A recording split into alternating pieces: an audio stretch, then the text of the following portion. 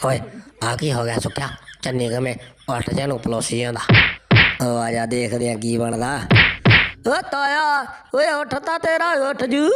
ਪਰ ਮੈਨੂੰ ਗੱਲ ਦੱਸ ਵੀ ਸੱਚੀ ਸੱਚੀ ਹੋਇਆ ਕੀ ਆ ਓਏ ਮੈਂ ਤੈਨੂੰ ਸੱਚੀ ਸੱਚੀ ਦੱਸਦਾ ਚੰਨੀਆ ਮੈਂ ਉੱਠ ਤੇ ਬੈਠਾ ਜਾ ਰਿਹਾ ਸੀ ਮੇਰੇ ਮੂੰਹ ਚੋਂ ਕਿਤੇ ਨਿਕਲ ਗਿਆ ਵੀ ਐਤਕੀ 2024 ਚ ਚੁਣਾਵ ਜਿੱਤਣ ਤੋਂ ਬਾਅਦ ਘਰ ਘਰ ਜਹਾਜ਼ ਪਹੁੰਚਾ ਦੇਾਂਗੇ ਐਡਾ ਵੱਡਾ ਗੱਪ ਮਾਰਨ ਦੀ ਕੀ ਲੋੜ ਸੀ ਤਾਇਆ ਤੈਨੂੰ ਓਏ ਕੀ ਹੋ ਗਿਆ ਚੰਨੀ ਹਾਂ ਕੀ ਹੋ ਗਿਆ ਚੰਨੀ ਓ ਯਾਰ ਮੈਂ ਤੁਹਾਨੂੰ ਗੱਲ ਦੱਸਦਾ ਇਹ ਉੱਠ ਹੈਗਾ ਸੱਚਾ ਸੁੱਚਾ ਤਾੜੇ ਮਾਰਤਾ ਇਹਦੇ ਮੂਹਰੇ ਗੱਪ ਹੁਣੇ ਉੱਠਦਾ ਨਹੀਂ ਇਹ ਤਾਂ ਉਦੋਂ ਹੀ ਉੱਠੂ ਜਦੋਂ ਇਹਦੇ ਤੇ ਕੋਈ ਸੱਚ ਬੋਲਣ ਵਾਲਾ ਬੰਦਾ ਬੈਠੂ ਓਏ ਮੈਂ ਬਹਿ ਕੇ ਦੇਖਾਂ ਚੰਨੀ ਓਏ ਰਹਿਣ ਦਿਓ ਮੋਦੀ ਤਾਂ ਇਹਦੇ ਤਾਂ ਗੱਪ ਮਾਰਨ ਨਾਲ ਰੁੱਸ ਕੇ ਬੈਠਾ ਹੀ ਆ